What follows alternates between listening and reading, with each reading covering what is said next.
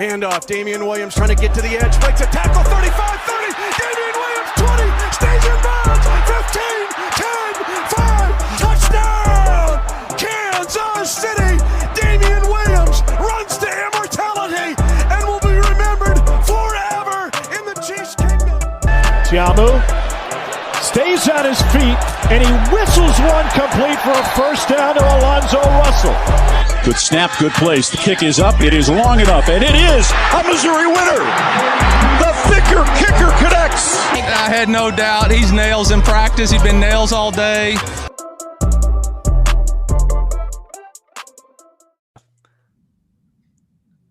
What's up, everybody? Welcome back to the ShowMeFootball.com podcast. And today we're here to talk Mizzou. As everybody knows by now, Mizzou officially has a new defensive coordinator. Steve Wilks, the former NFL head coach and defensive coordinator, will be Mizzou's next DC. And it's a hire that I will say I'm a pretty big fan of. But, you know, before we get into all that and all the specifics and details, I'm joined by Connor, as always. So, Connor, I'm going to ask you, what are your initial thoughts on the news from this morning? Love it. I could not be happier with it. I mean, this is basically everything I want in a hire. I feel like I have a lot of feelings towards this, as I kind of did when we initially hired Drink. And this just reaffirms my trust for Drink, basically. Yeah, definitely. A lot of people who are questioning the hire, what I would tell you is just trust in Drink. I mean, Drink has given you no indication as of right now why you should question him and his philosophy and the choices that he's made. So until then, just give the hire a shot. I mean, and we're going to get into a lot of why the Steve Wilks hire is a good hire. So, yeah, I mean, I don't understand how you couldn't like this hire. I mean, I understand there's some questions surrounding him, sure. But when you look at his overall resume, the situation he's in right now, the situation Mizzou was in when they were looking for a new defense coordinator, I think this is a home run hire. I mean, this is the type of hire that a blue blood makes. Like, you know, we talk about Alabama and Nick Saban and how he's able to just get former NFL head coaches to join his staff all the time. And they're just able to create an all-star staff every single year. Like, this is the type of hire a blue blood makes, like a guy with a real NFL street cred coming onto our staff.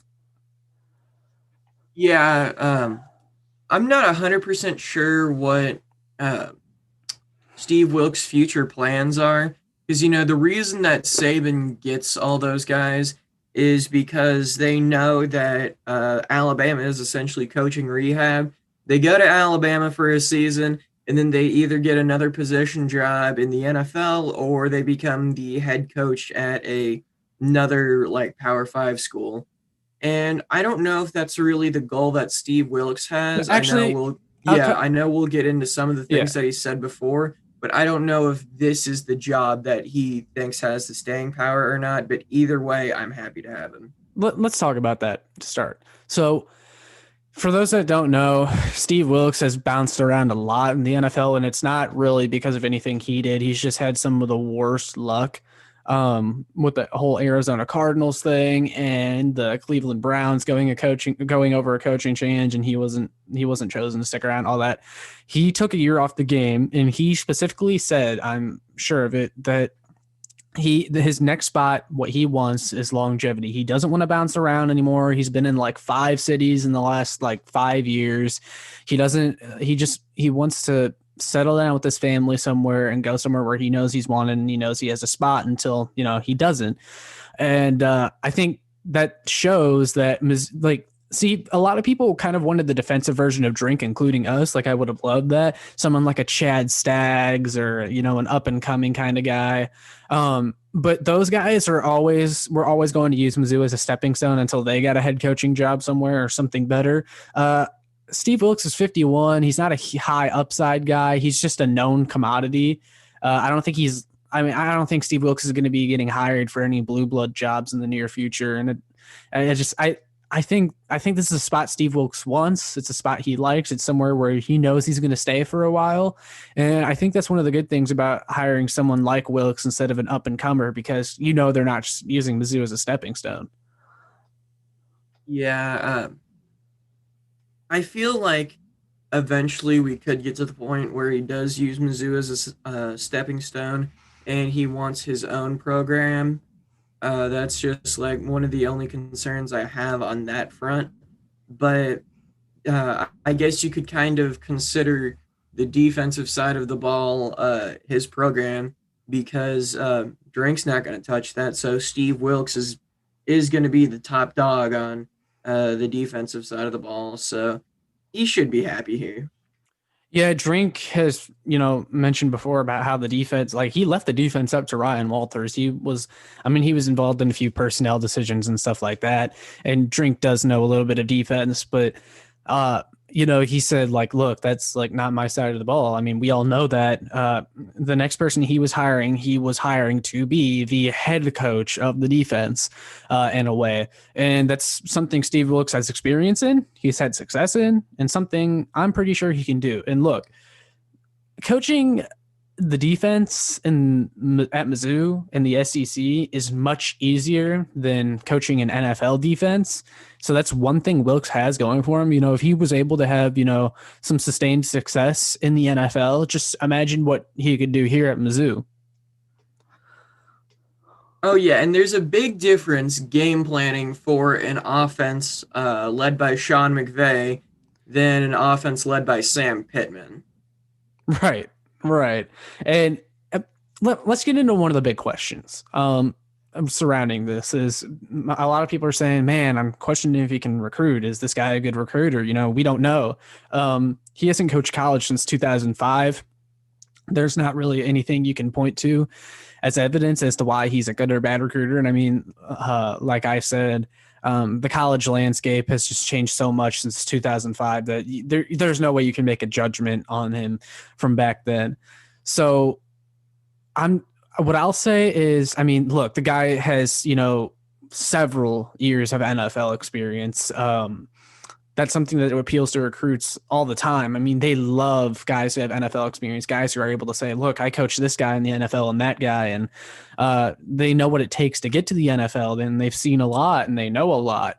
That's someone who Wilks is. I mean, could you imagine you're a recruit and Steve Wilks and Eli Drinkwitz walk into your living room talking about how you can come, win at Mizzou, and Steve Wilks is sitting there saying, look, I coached Josh Norman, Myles Garrett, Patrick Peterson, Chandler Jones, all these future Hall of Famers and perennial Pro Bowler type players. Like, I don't know about you, but that's something that sounds appealing to me, right?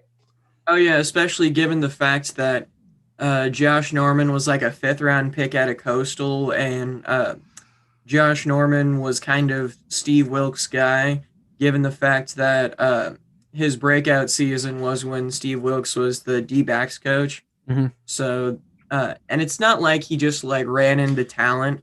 Like you can tell he developed Josh Norman. So that's, at least for corners, that's definitely going to be something that's going to be appealing to them. Yeah, let's just talk about some of his success there. I mean, this is a guy who he coached the Carolina defense. So he started out as the defensive backs coach for the Super Bowl Carolina Panthers, right? Josh Norman, one of his breakout years. He has that going for him. He coached a top 10 defense. He coached a top 10 defense in Carolina, and they were also top 5 against the run. Mizzou's run defense was not good this year. Mizzou's defense was a 4-2-5 defense, more pass defense oriented, especially with their obvious weakness at defensive line. But Wilks is known to run a 4-3, which I think would help this defense if they switch to a 4-3, given Wilks has history coaching 4-3s. And, this is a guy that, he, make no mistake, he has been a successful defensive coach. Oh, yeah. I have his Pro Football Reference page pulled up, and I don't have the rosters of the teams he coached, but I have a decent enough idea of who was on those teams. And just some of the names that come to mind, like you said, Chandler Jones and Patrick Peterson, Myles Garrett's there, Luke Kuechly, Josh Norman. I think he even coached Brian Urlacher. These aren't scrub players. So, and, he can maybe entice recruits by comparing them to some of these guys, Yeah, for sure. Wilks, look, this is a good hire, and he already had there's familiarity on staff, right? Charlie Harbison, one of our current defensive assistants, was actually defensive backs coach under Steve Wilks when he was in Arizona as the defensive coordinator. So there's familiarity there. Wilks also played at App State, where Eli Drinkwitz coached for that 1 year as a head coach, and before that, before Eli came to Mizzou, it's apparent that him and Wilks got to know each other through his time. Through his time at App State, which I think, there's a relationship there already, which I think helps tremendously. Oh, yeah. And Steve Wilks has been coaching since 95. He started out at D2, worked his way up through FCS, FBS, and eventually to the NFL.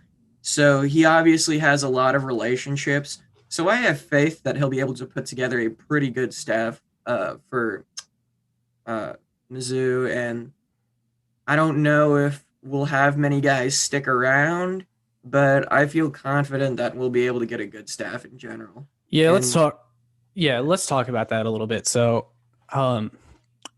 as everyone knows by now, if you haven't heard, Brick Haley, the defensive line coach, resigned. I don't know. He's not Mizzou's defensive line coach anymore, and that's a pretty big development. Basically, I think what happened, and I don't know for sure, this is just my thinking. I believe that Drink had a good idea Wilks was going to be the defensive coordinator. Wilks probably didn't want Haley on his staff. Pretty simple.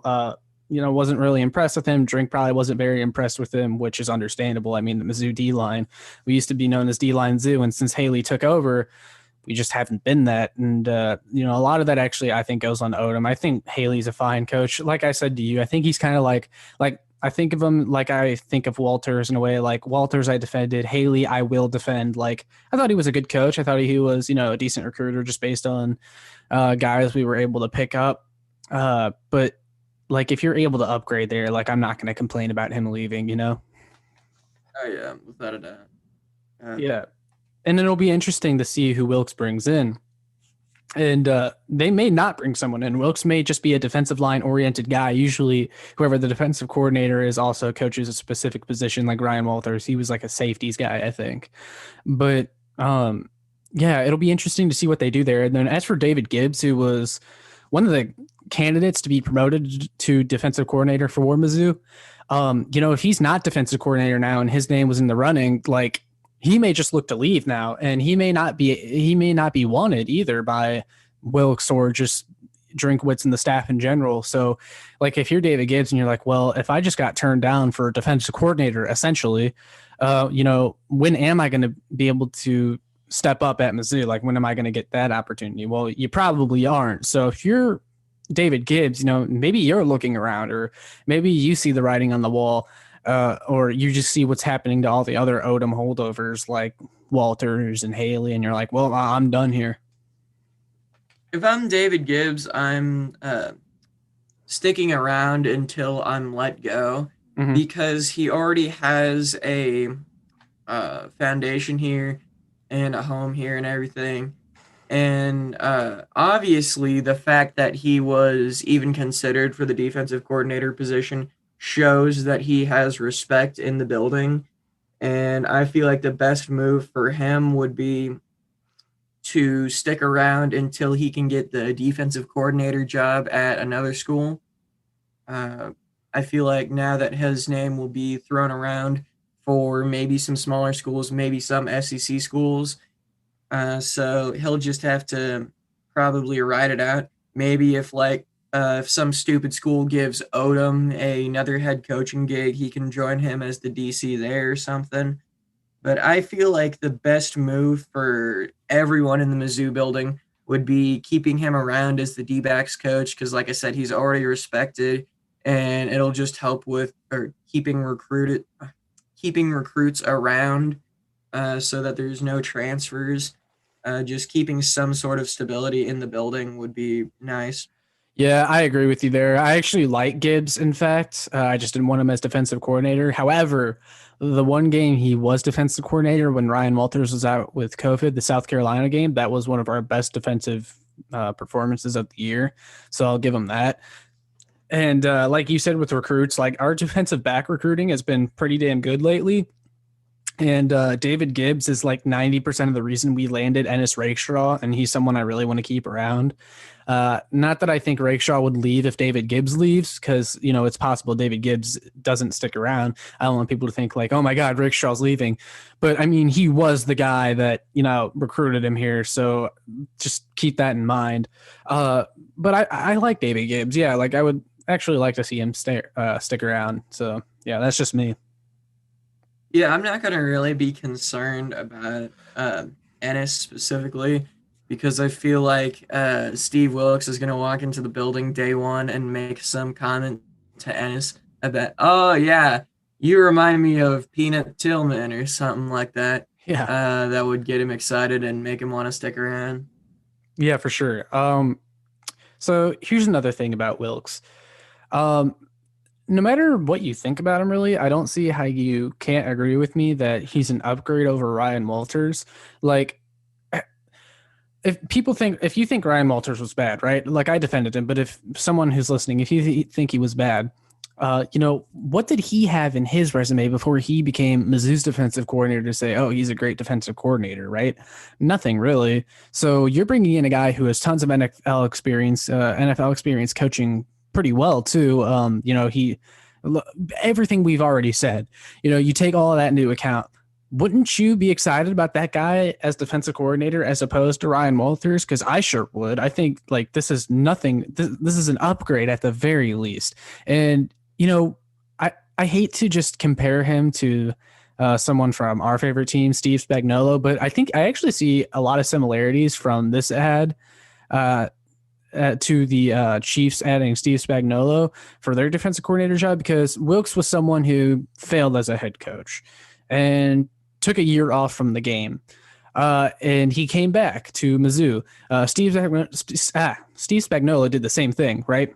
He was a head coach, failed miserably, took a year off the game, and then Andy Reid called him up to be defensive coordinator, and he took over for one of the worst defenses of all time, quite frankly, and won a Super Bowl the very next year. So, I mean, we've seen this kind of thing before where someone, you know, takes a year off and they come back like really recharged and ready to coach again. And I just see a lot of similarities there. Would you agree with that?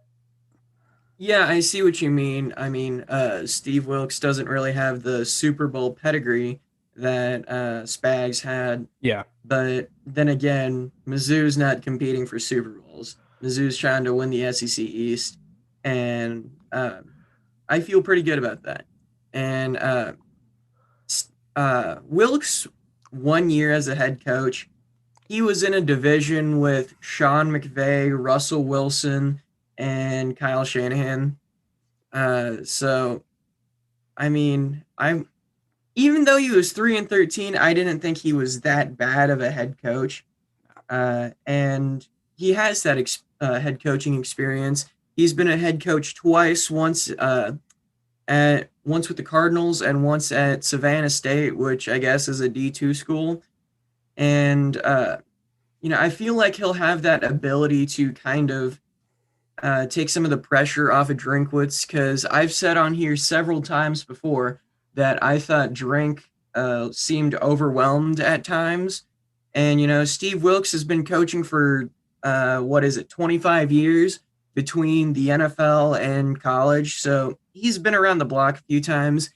And when he was in Carolina for 3 years, he was listed as the assistant head coach and whatever his defensive title was at the time.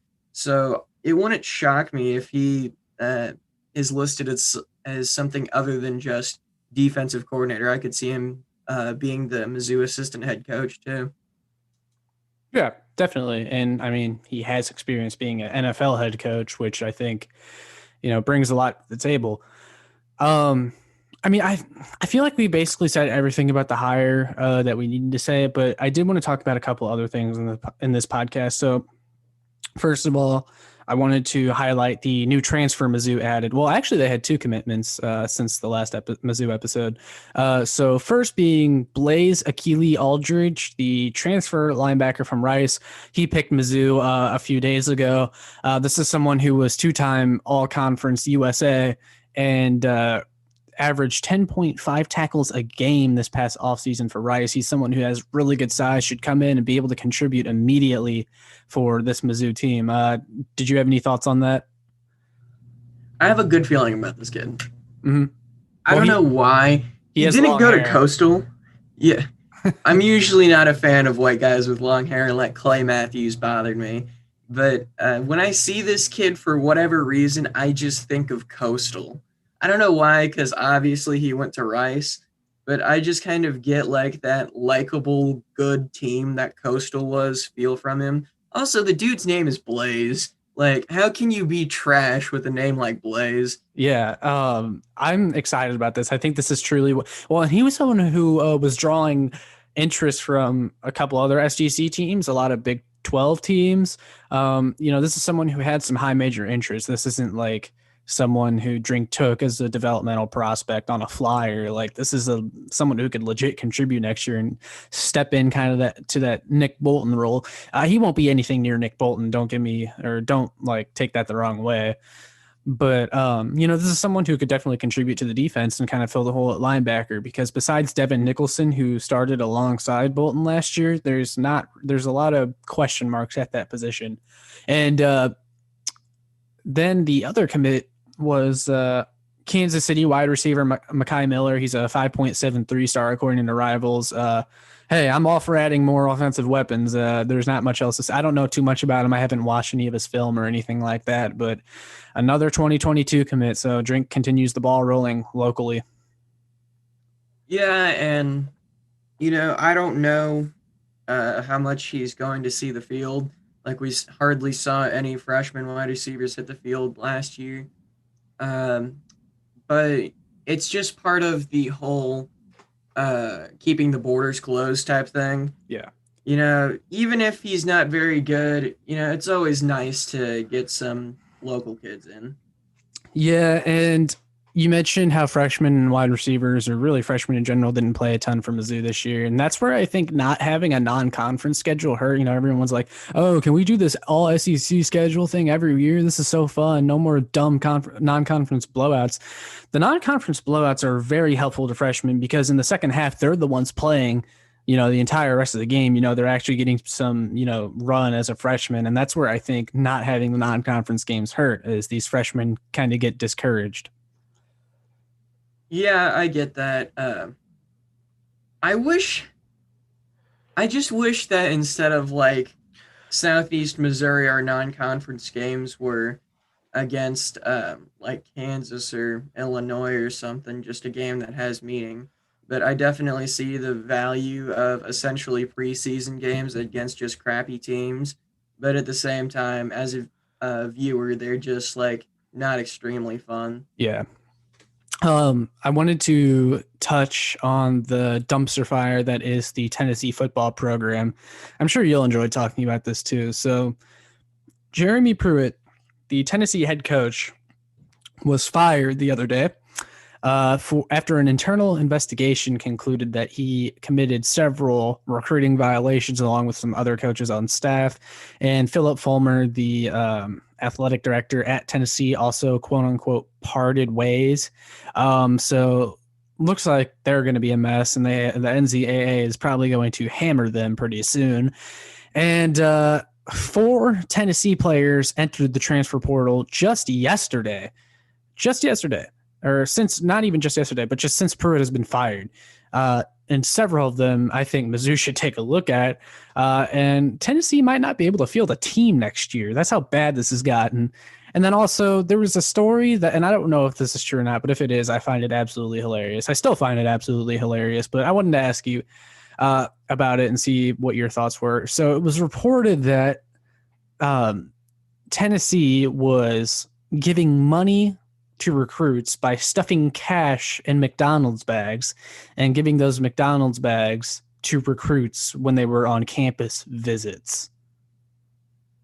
Well, someone also dug up a local Knoxville article from a couple weeks, uh, I guess, no, it was probably like a few months ago, where a woman went to McDonald's and was given a bag full of cash instead of her order. Wow, really? Yeah, so they're not very good at this whole cheating thing. This is kind of my perspective on paying recruits.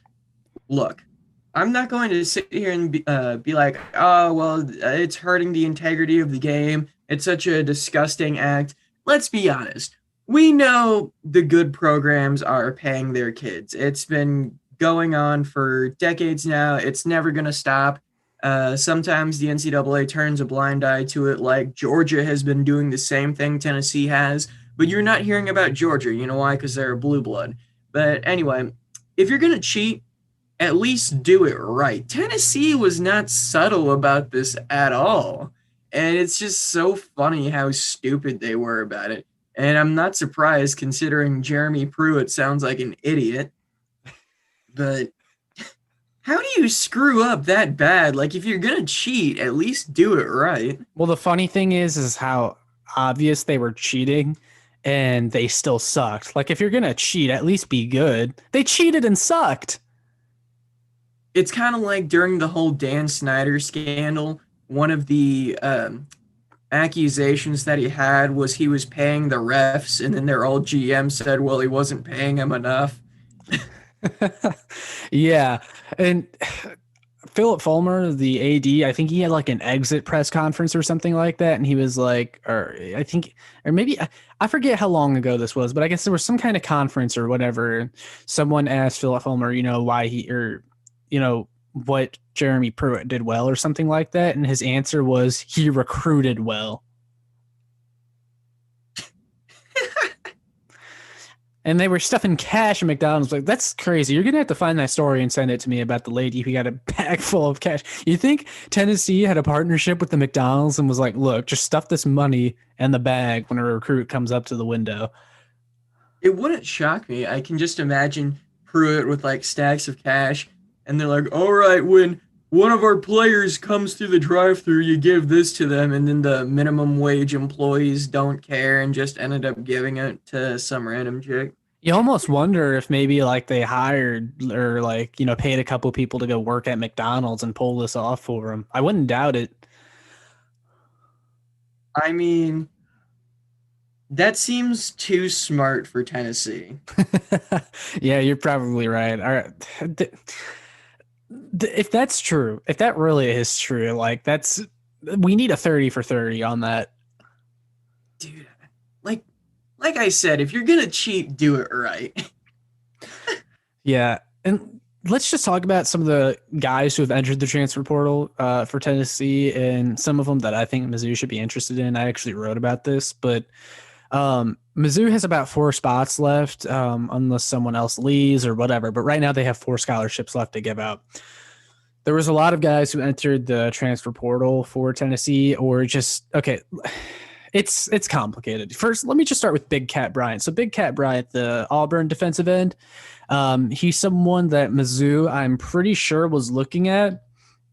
He had about 3 sacks for Auburn. He had like a interception and 10 solo tackles, something like that. Not exactly eye-popping stats, but Auburn's defensive line was pretty loaded with kids this year, and Big Cat Bryant was actually a pretty good rotational piece for them. He's someone that would be a good veteran add. He's a stout defensive lineman, can also play the run well. He ended up following his old defensive coordinator, Kevin Steele, who was hired as a Tennessee assistant after Auburn went over or did their whole coaching change, right?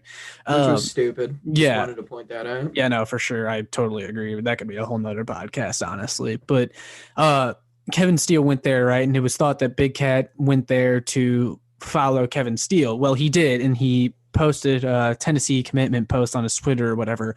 Right after Pruitt was fired, he deleted that post and has not signed with Tennessee. So it's thought to be that he's back out on the market.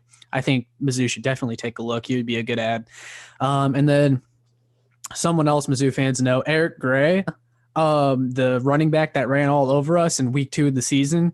I would be so many people are probably thinking right now, well, we have Tyler Beatty. What are you talking about? Well, I love Tyler Beatty. Don't get me wrong, but Tyler Beatty isn't that guy you hand the ball to 30 times a game and he's all ground and pound like Larry Roundtree was.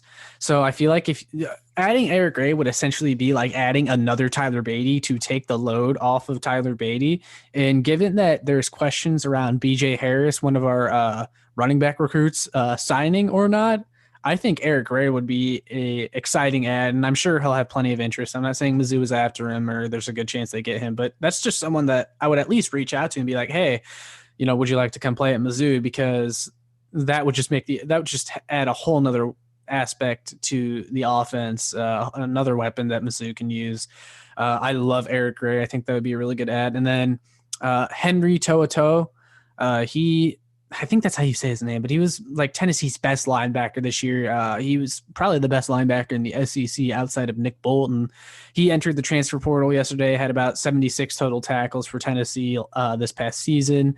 And if Mizzou is, in fact, running a 4-3, then there could be a need for linebacker once again, but he's probably going to have a lot of interest outside of Mizzou. So they should kick the tires, but I'm not sure. And then another one, Jameer Johnson, also entered the transfer portal yesterday, former JUCO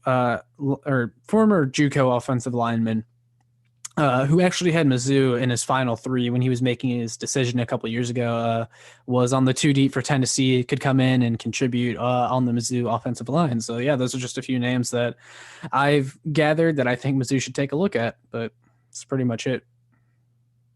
Yeah, I mean, if we can add linebackers, that would be fantastic because Bolton's leaving such a hole.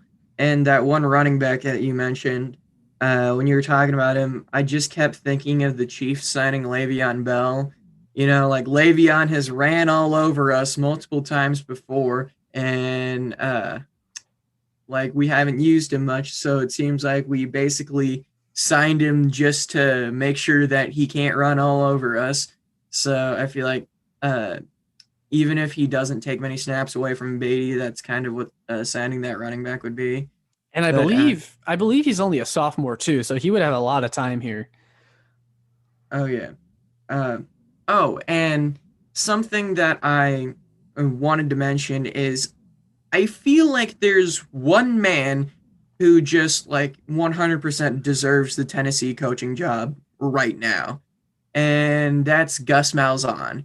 His defensive coordinator is already the interim coach there.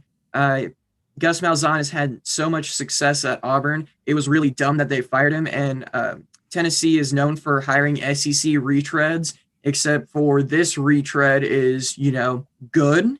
So I don't understand why they don't just hand Gus Malzahn a blank check or a McDonald's bag. But I want to see, if it was up to me, the SEC would have the top 14 coaches in college football just because I believe in SEC supremacy. So obviously with the exception of Arkansas, obviously I'm rooting for Tennessee to make a good hire just because it makes Mizzou look better by proxy. So, yeah, hire Gus Malzahn, Tennessee. Everyone wants to see it. Only thing I would say to that is if I'm Malzahn, I'm not touching Tennessee with a 10-foot pole. Your roster is going to absolutely suck for the next 3 to 4 years. You're going to have NCAA sanctions and everyone's leaving. And, I mean, you're not even going to be able to sign anyone because the student-athlete experience is going to be horrible at Tennessee. I feel like you'd be walking. Doesn't have many options though. Yeah, well, I think he will have his options, but he kind of strikes me as a guy that'll probably play wait and see for a little bit. But Tennessee, I feel like you're walking into a death trap there if you take a head coaching job there. That's just my thoughts. Malzahn strikes me like, almost the eye for an eye thing. Urban Meyer finally gets off of TV. I always hated the fact that Urban Meyer was on TV instead of coaching because he's such a good coach. And now I feel like Gus Malzahn is going to be relegated to being an SEC network analyst rather than a football coach. Can we replace Gary Danielson with him? Dude, the SEC network staff, with the exception of like Tebow is just so awful. They act like Missouri doesn't exist half the time. Yeah, and I think they like picked Vandy or something to beat us. I know one of the SEC beat reporters posted their predictions from the beginning of the season again, and they had Vandy going 1-9 and us going 0-10. Yes, I was about to say that. Someone picked us to go 0-10. I'm like, I didn't look. We were overachievers this year, and I didn't expect us to do that good. But 0-10? Come on, just say you don't watch Mizzou. Especially with Vandy in the division. Yeah. I mean, that's a free win right there. Who did they even have? I bet you they had Vandy beating us. I bet you they did. Yeah, the only game they had Vandy winning was over us. Blow up the whole SEC network. Just blow it up. They're so bad, dude. All fine bomb. Yeah, and I'm sure they'll be shitting on the Steve Wilks hire as soon as we're done with this podcast. Oh yeah, without a doubt. Yeah, that's all I got for this episode. Anything else you wanted to talk about? Nope. Just really excited to have Steve Wilks. All right, well, there you go, folks. MIZ, make sure you check out www.showmefootball.com for more, but that's all for today. Peace.